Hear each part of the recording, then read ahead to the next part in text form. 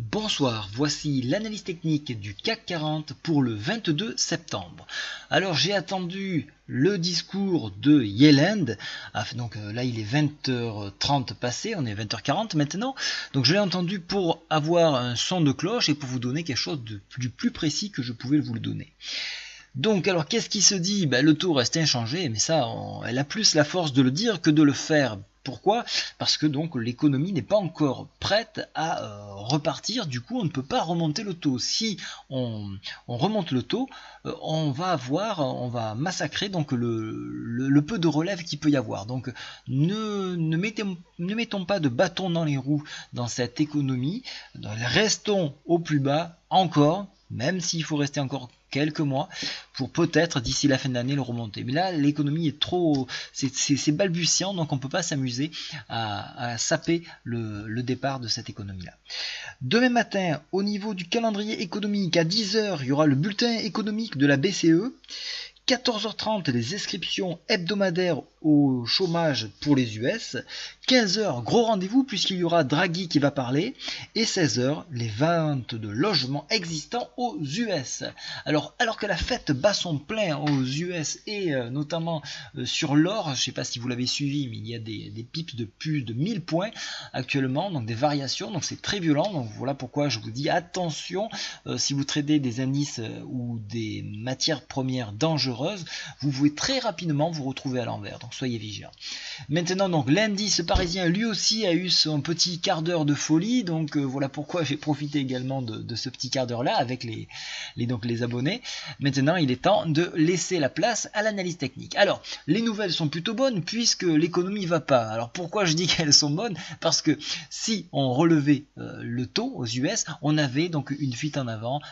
On allait baisser donc au niveau des indices. Voilà, donc ça maintient les indices, ça nous conforte dans l'idée qu'on ne va rien changer et donc on va continuer dans cet élan vers l'infini. Donc on va plutôt être haussier pour demain sur franchissement des 4418 qui correspond au PTI journalier, avec une optique de la moyenne mobile 20 qui se trouve, alors moyenne mobile 20 à ma sauce bien évidemment, à 4446 qui est en bleu. On viendra la retester et sur dépassement on viendra chercher le haut de cette Bollinger que je vous ai tracé donc en violet à 4488 points. Maintenant pour les baissiers, donc si on a arrivé à se tenir en dessous du seuil des 4418, on aurait un petit appui à 4411, mais attention, après c'est la glissade sur le PTI hebdo à 4393, et sur enfoncement, c'est reparti, retour vers médiane de Faucher-Andrews sur support Fibo à 4362.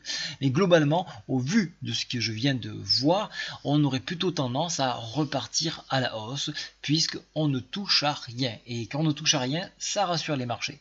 Voilà un petit peu. Au niveau des indicateurs ici, on voit que donc la MACD essaie de se ressaisir pour se préparer à une hausse, alors que le stochastique, lui, donne un signal beaucoup plus clair avec un signal plutôt haussier.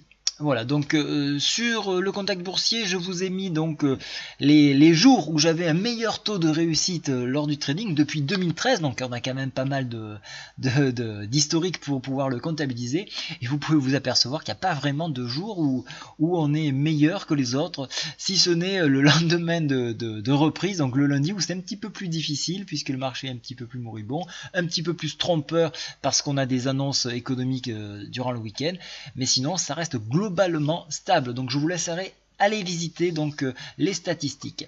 Je vous souhaite à tous une très bonne soirée. Au revoir.